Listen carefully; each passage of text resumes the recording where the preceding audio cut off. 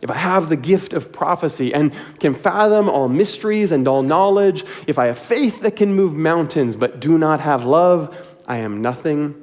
Note, I might even suggest here that if you can do all that really and you don't have love, you're not nothing, you're a net negative.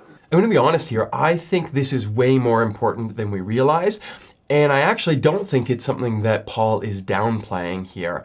There's a very slippery line between our skills and our gifts and what we're good at, and them being not even just twisted, but even just off a couple degrees in ways that are selfish, and how that can really turn them into something that's negative for ourselves and the people around us. Now, luckily, I had the chance to come back to this idea a little later in this sermon, so take a look at this clip as we talk about what Paul is really getting at here with this idea that if we don't have love constantly guiding and grounding us, we are nothing, maybe even less than nothing, something that God never imagined or wanted us to be. I want to go back to where I couldn't help but throwing in a quick comment earlier, this idea that Paul starts with, that whatever you bring with you to community, however good and true and beautiful it could be, if it's not grounded in love, it's not that. I even added my own commentary suggesting that gifts and skills and talent that are not grounded in love, anything less than love, are a net negative to those around us. Now, here's where I'm getting that. First, from personal experience of being around incredibly talented people who didn't know how to use their gifts in kind ways, right? We've all had that. But second, from living out of that reality for far too long. Do you know what it's like being married to someone who talks for a living? And who welcomes the chance to take live questions from a crowd every Sunday night after they talk? Well, at its best, it's entertaining, but at its worst, it's like being married to the debate team. Sorry, Annie.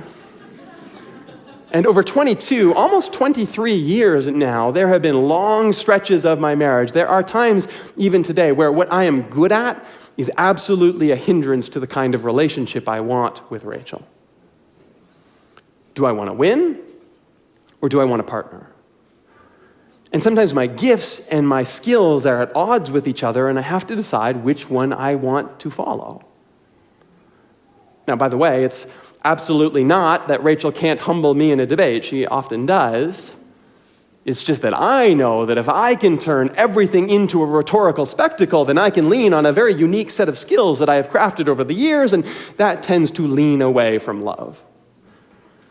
But more than just my own personal experience, I think this is what Paul has in mind here. Now, what he says is, if I do not have love, I am nothing. If I do not have love, I gain nothing. And that Greek word nothing is the word oudeis, which means nothing, but in a non-literal sense, like it's being used here, what it means is worthless, or maybe even better, invalid. I think that's actually the usage Paul has in mind here.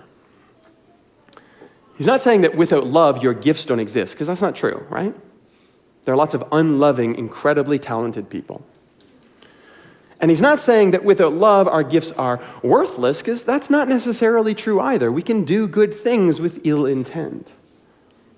I think he means something more like invalid. Without love, your gifts cease to be what God imagined them to be. They become something else. Perhaps, if we're not careful, even the antithesis of gift, our gifts become a grab. Hey, Jeremy here, and thank you for clicking through to watch that video. If you're intrigued by the work that we're doing here at Commons, you can, of course, hit subscribe to keep up to date with all of the content that we're posting here on YouTube. You can head to our website at commons.church, and you can find us on all of the socials at Commons Church. You can also join our Discord. There, the community is having all kinds of conversations about how we can encourage each other in the way of Jesus. Head to commons.church/Discord for the invite there. Also, leave a comment. We'd love to hear from you and all the ways that you are journeying on this path toward Jesus. But thanks for tuning in. Thanks for all the ways that you contribute to this conversation. Together, we'll see you soon.